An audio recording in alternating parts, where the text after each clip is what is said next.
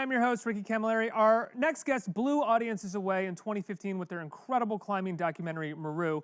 Now, Jimmy Chin and Chai Vasarhelyi are back with an even greater death-defying story, Free Solo. It follows climber Alex Honnold as he trains and attempts to be the first person to climb Yosemite's 3,000-foot El Capitan wall without a rope. That's what Free Solo means. It's terrifying, and I saw it last night. It's also incredible. Take a look. Everybody, please welcome directors Jimmy Chin and Chai Vasarhelyi, and Alex Honnold, the free solo climber right here, who did it. Give him a big round of applause, everybody. Keep clapping. That is him. Guys, congratulations on another phenomenal documentary. Your work is so great. This is some crazy shit. I saw it last night, and I was telling you in the green room, the last quarter of the movie, I was gripping the rail in front of my seat, and I was making loud, sighing noises, and the person next to me, I could tell, was getting annoyed. I was going, ah, oh, no! And I knew he was going to make it, but it still was blowing me away. Now, one of the things that I want to talk about is a solo documentary was something that you even say in this, that you had trouble sort of figuring out whether or not you wanted to do it, because of the ethics behind shooting someone that was solo climbing, because of how dangerous it was. Let's just talk about right away what helped you get over that. What made you eventually want to do it? Well, Chai and I talked quite a bit about, whether or not we wanted to take this risk with Alex. And, we had to answer a lot of difficult questions for ourselves around, do we believe in him? Do we trust in his decision-making and his instincts? And can we live with, the various outcomes? And what it came down to is that I've spent over 10 years climbing and filming with Alex, and filming him while climbing free soloing as well? Yes, sometimes, yeah. And Chai and I decided that we did trust his decision-making and his instincts, and we believed in him and his goal. It's quite a morbid question, but did you ever talk about what you would have done with the footage and what you would have done if, God forbid, it didn't go as well as it did? We had to. We had to have those conversations, and we also had to kind of visualize what our experience would be of that, and what our responsibility is in that case. The film was always going to be about Alex's legacy. I don't know if we could have finished that film. And also something that came up was if something happened to Jimmy, what would I want to do? Because all the guys were climbing day in, day out. But I think that this question kind of gets to the heart of the film itself, where one thing that really moved Jimmy and I was Alex lives a very intentional life. Every day he lives with purpose. And this question is are we enabling something by filming him free soloing, or are we witnessing him live the life he wants to live? And I think that we landed on he is living the life he wants to live, and we should document this, And so hopefully it'll ask everyone to consider, are you living the life you want to live? Well, there's that wonderful quote that you have as well in the film, Alex, that there's nothing more perfect than kind of, excuse me for butchering your quote, but there's nothing more perfect than sort of defying death, doing something that defies death. What? Yeah, I was going to say, I don't know if you're butchering the quote, but I feel like I probably butchered the line to begin with, it's just me rambling in the film, For a person who rambles, you have some pretty incredible Well, it's because they had 2 years of footage to work with. They pulled out the 3 pearls of wisdom over the last 2 years, Yeah, thankfully when you distill over 700 hours of footage down to 90 minutes, you get a few little good ones. But, yeah, I don't know. The goal for perfection, seeking mastery, trying to be good at what you do. It's not just about cheating death and all that when you're talking about the free soloing. In some ways, in all aspects of life, I feel like if I'm going to do something, I'd like to do it well. And so, free soloing is a manifestation of that. That, if you're going to go up there, try to do it well, try to do it your best.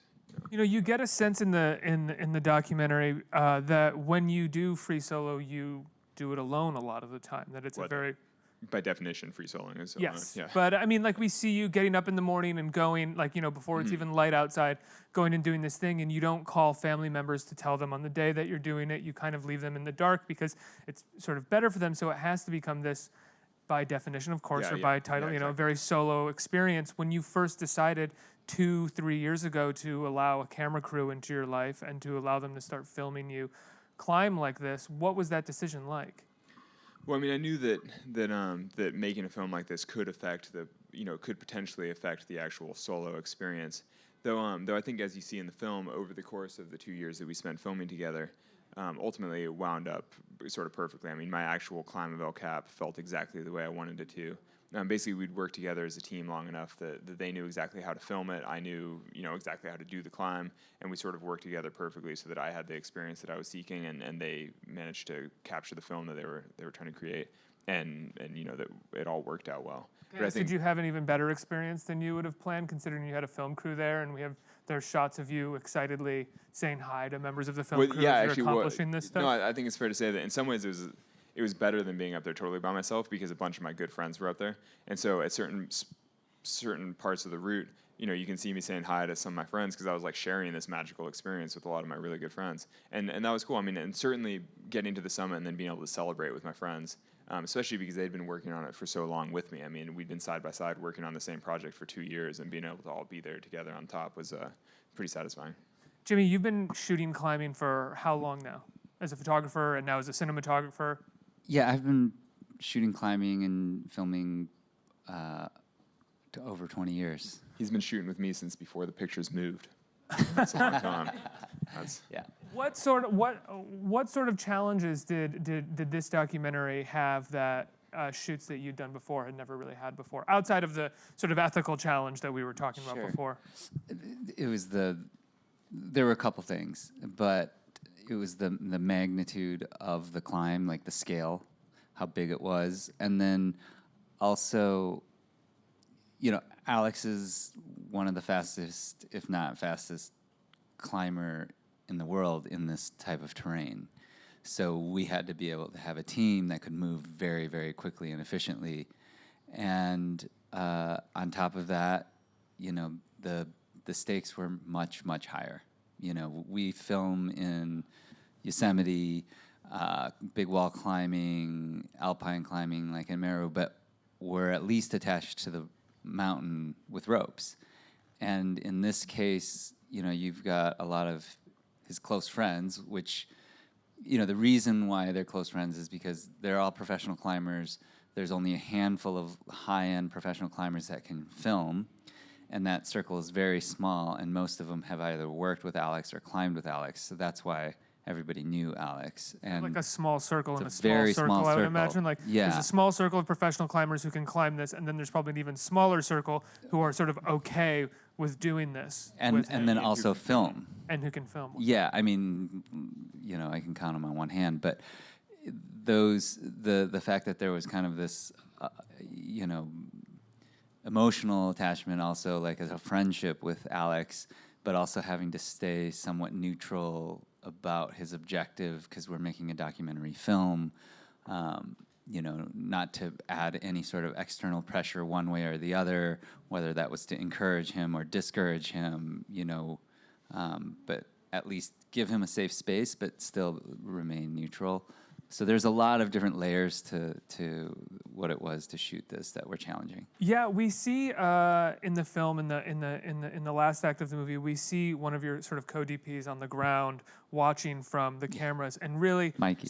Or not watching from the or camera. not watching, Yeah. really sweating it out and really, having a hard time watching this. What was it like for the other guys who had to climb while watching this, who had to sort of actually do a number of things that required their own kind of focus while being worried honestly, about it? I think it was probably easier for the crew on the wall than it was for Chai's crew on the ground. I mean, Chai. You were on the ground as well, Chai. Yeah, I mean, they couldn't see what was happening because they were hanging, in their various camera Yeah. positions, whereas we were watching the whole thing. Yeah. And relaying the information back. And Yeah, I think it was much harder for your crew. But there were a few, it was terrifying. It was a very vivid day, and I feel like Mikey is reacting for all of us. Like, we all kind of feel the way that cameraman's feeling.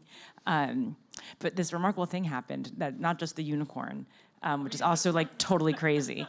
At a moment, we just realized Alex was going so fast. And that's, as a filmmaker, I'm like, are they going to be able to keep up? Are they going to get the shot? You only have one chance.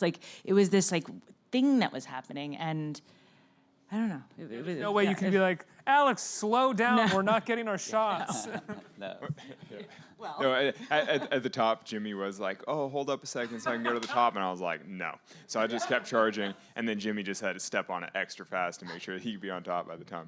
I was time we got watching, and I was there. like, "Don't have a heart attack, Jimmy." Like, Yeah, you could I just was see totally what was happening. anaerobic. I could hear he was kind of around the corner from me going up ropes, and I could hear him jangling on the ropes, and so I was like having a great time climbing very fluidly, and I would occasionally bird whistle so he had like a sense of where I was on the wall, so he could like try to keep pace. I was like, "Go, Jimmy, go!" It was like kind of a fun race to the top, but that was only the final few hundred feet, and that's I kind of knew that I was past all the big challenges, and so I was sort of racing to the top, and I was very excited and feeling great, and so it was pretty fun to share that with somebody like, "Oh, we're doing it, we're going to the top." And we're racing. Yeah, exactly. Well, just make it fun. How hard was it for you? And we see it in the documentary a little bit. How hard was it for you to get comfortable with all the cameras there and the ropes and the sounds and people around you doing lots of things that are based off of what you're doing? So whatever you do, there's kind of a reaction and an interaction. So all the vertical filming wasn't that big of a change for me because as a professional climber, I've just filmed on walls before. Though I mean the scale and the magnitude of what we were doing was a little bit more, but ultimately it's not that much different than just being on a wall normally.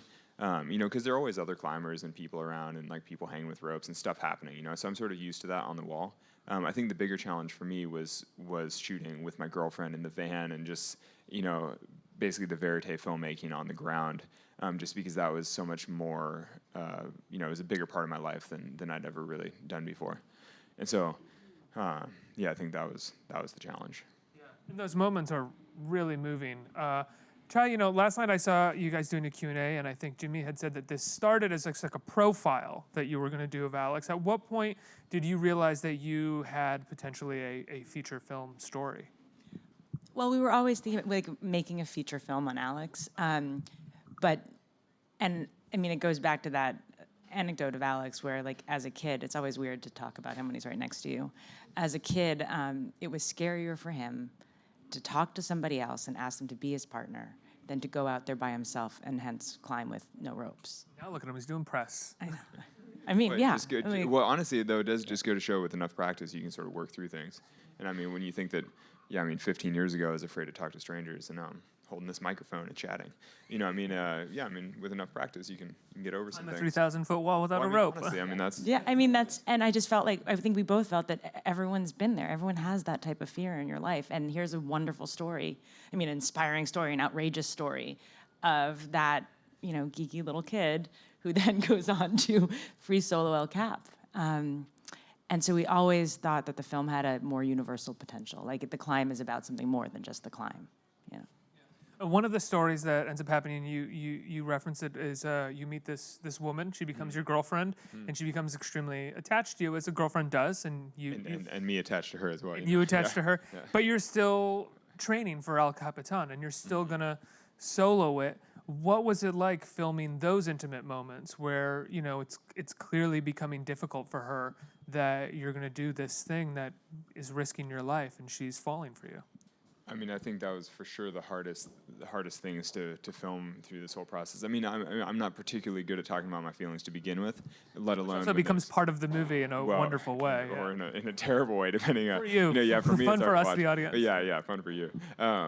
But I think that it's hard enough for me to express myself with her one-on-one. When there's somebody else watching you and listening, it's like even harder to have those conversations. But in some ways, I think it's kind of good for the relationship. It puts a little extra strain. It makes you work through some things, and and it kind of makes you stronger for it. I noticed in some of those conversations, and this just could be me reading into it, is that you have to kind of, and I think someone even says this in the film. Your friend says this: you have to kind of put up a wall so you can continue doing this thing that you've set out to do. Did you find yourself releasing or coming out from behind that wall as you were working towards this? And did you find that you had to hide behind it so you could continue climbing?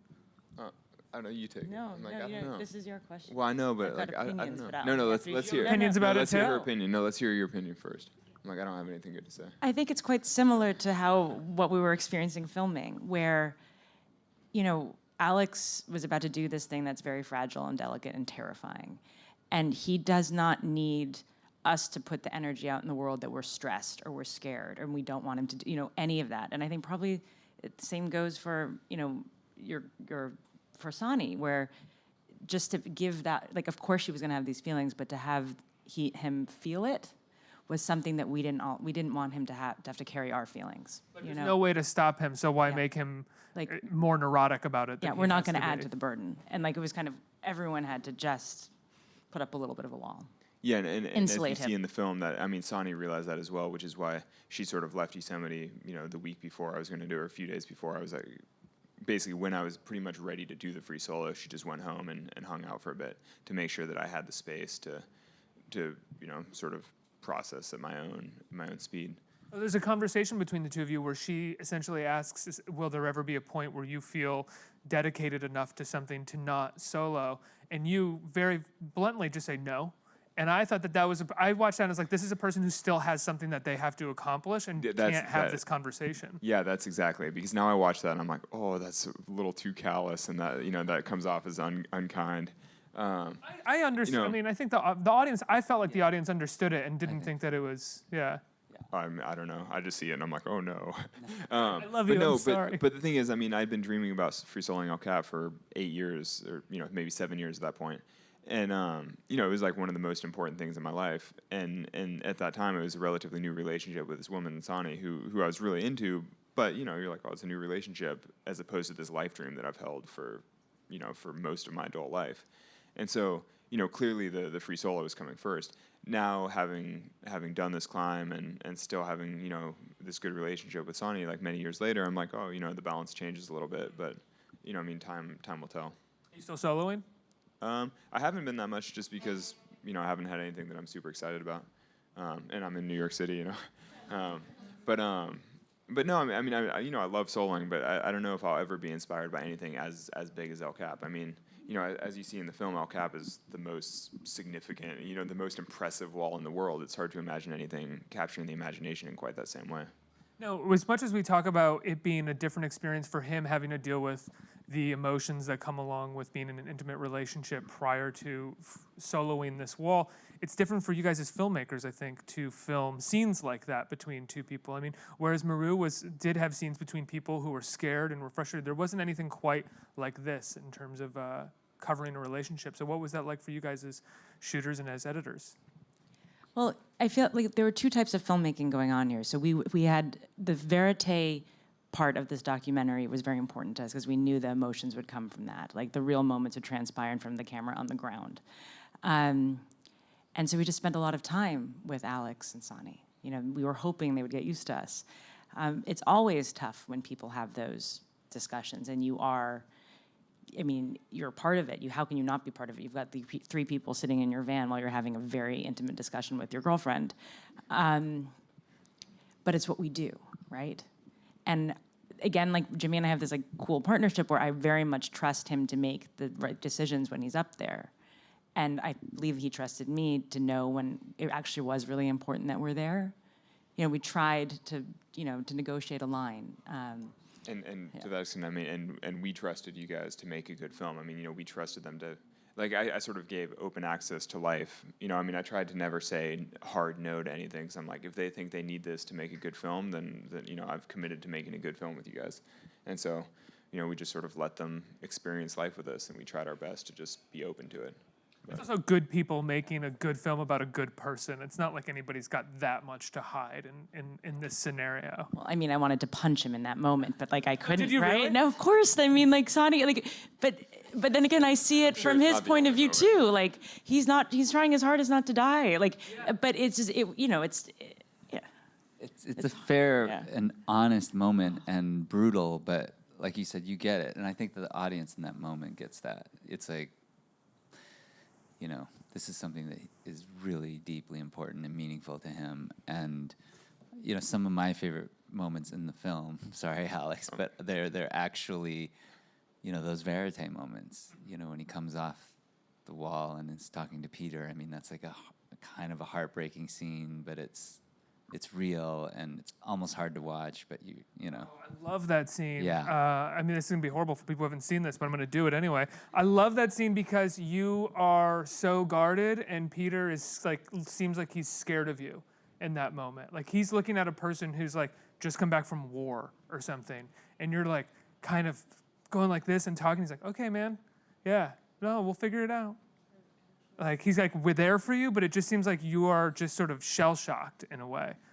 This is after the first attempt at climbing, excuse me. I hope that was the scene you were talking about. Yeah, Okay, great. Yeah.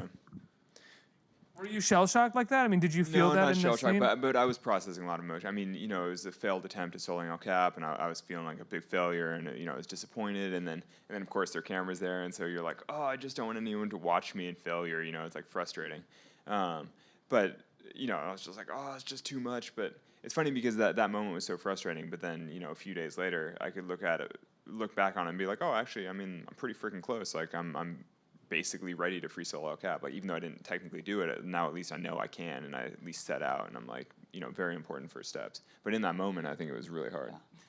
Terrible. Now, when you end up soloing El Cap, it's an incredible climb. Not just because you get it done, but because of how well you climb. Were there moments that you were scared climbing it that day that you finished Basically, no. I mean, what you see in the film is just me sort of cruising up the wall, and I felt amazing, and that's fucking incredible. Yeah, well, yeah. No, I actually kind of feel the same way every time I see it. I'm like, that's awesome. But that's It's genuinely stunning. Like, but that's the nature of 2 years of practice. I mean, we've been working on this together for so long, and I've been preparing for so much, and in some ways, because we were filming, I'd sort of put in more time up there than I maybe would have otherwise. Had I been totally by myself, I maybe would have squeaked it out slightly less prepared and just been like, whatever, I'm just going for it. But because we were sort of in this together working on it, I wound up putting in such a high degree of preparation that when I finally had the experience, it was perfect. well, let's get some questions from our audience. Who has a question? Right here. Thank you. First off, Jimmy, big fan. Love your work.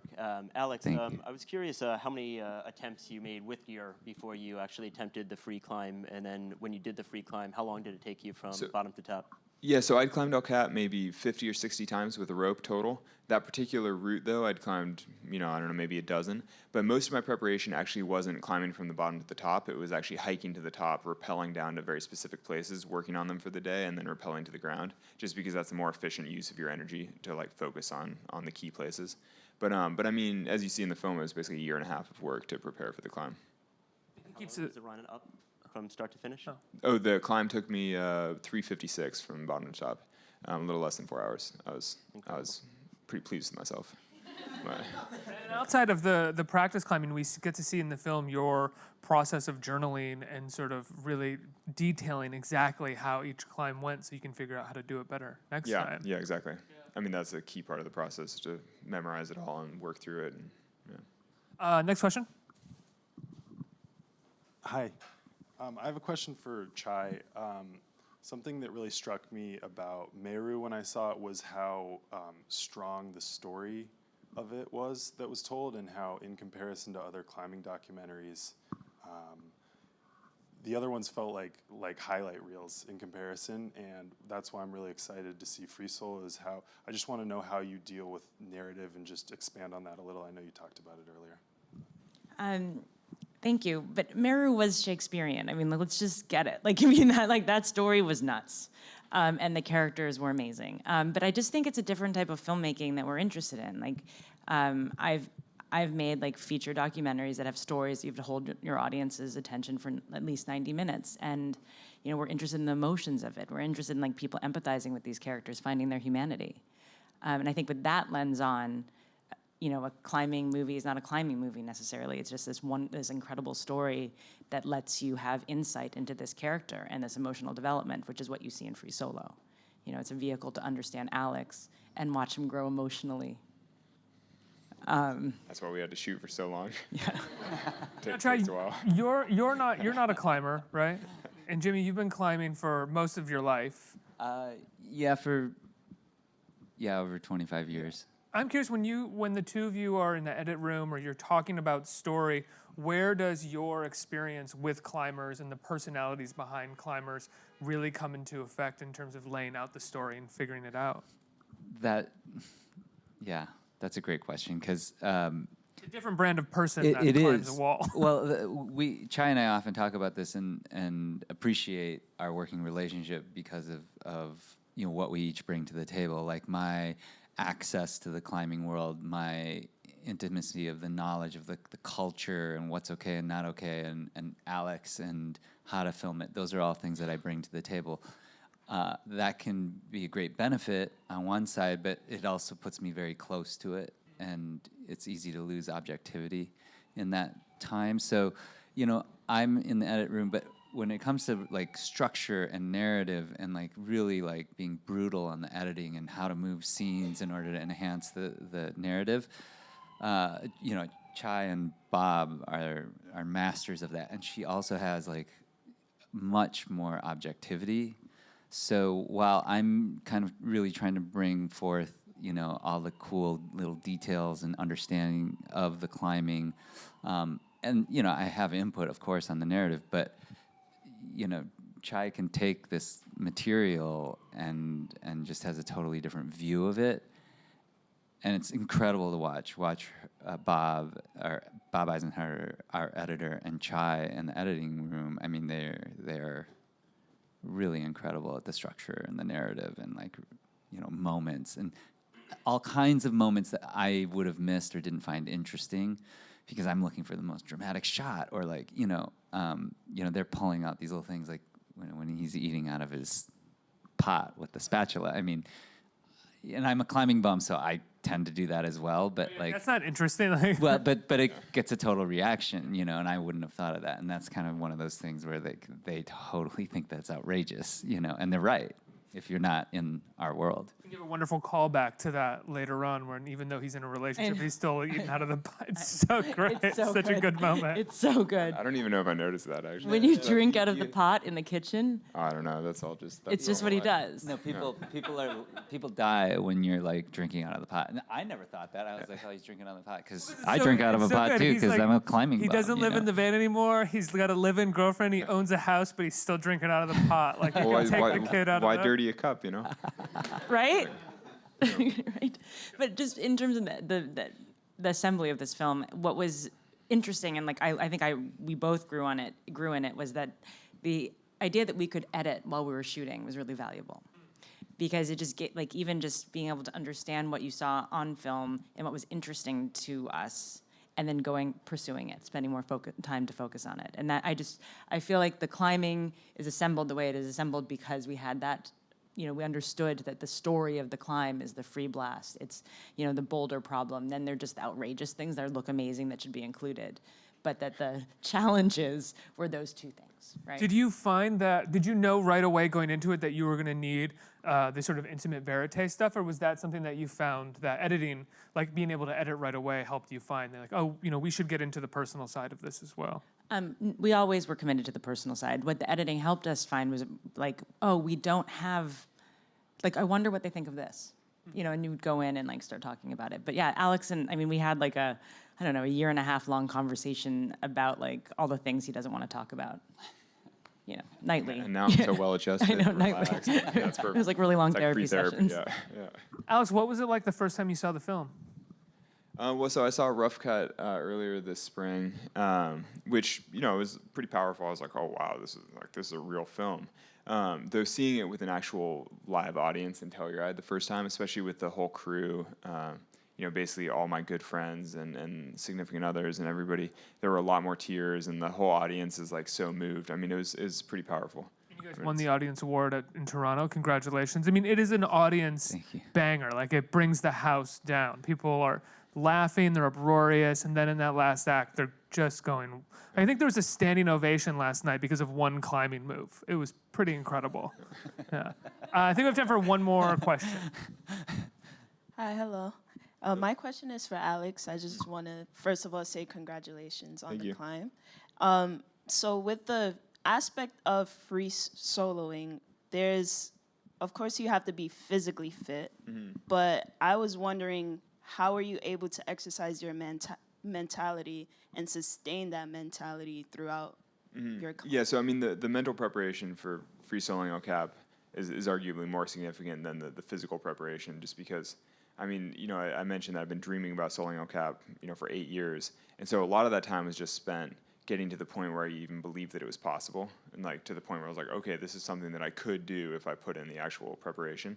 And then the mental preparation became more focused, more around memorizing the moves, remembering, which hand to use where, but then also thinking about the emotional aspect of it, like how will it feel to put my hands there? Like what will it feel like to look down, to place my foot and be like, wow, there are 2,500 feet of air below that foot.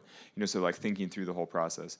But yeah, the mental side of it was a very long and you know, sort of complicated affair. You know, I had to give myself a lot of space, like a lot of free time by myself to just like sit and think and process and like imagine what it would be like. Thank you. Yeah, thank you. Congratulations on the film. Another great achievement from all three of you. It opens in theaters next week, right? People can see it in theaters all across the country or New York. It's opening in New York, LA, Denver, and Boulder next week, and then it starts expanding after that. It starts expanding, and I believe, and it's being presented by Nat Geo. So I think in the coming months, you know, but go see it in a theater. Definitely see it in a theater. Definitely. I mean, you got to do a screen that does justice to the wall, like a 100%. big screen. It's big big wall. and it's beautiful, and people should see it in the theater. Everybody, please give a big round of applause for Jimmy, Chai, and Thank you. Alex. Let's hear it.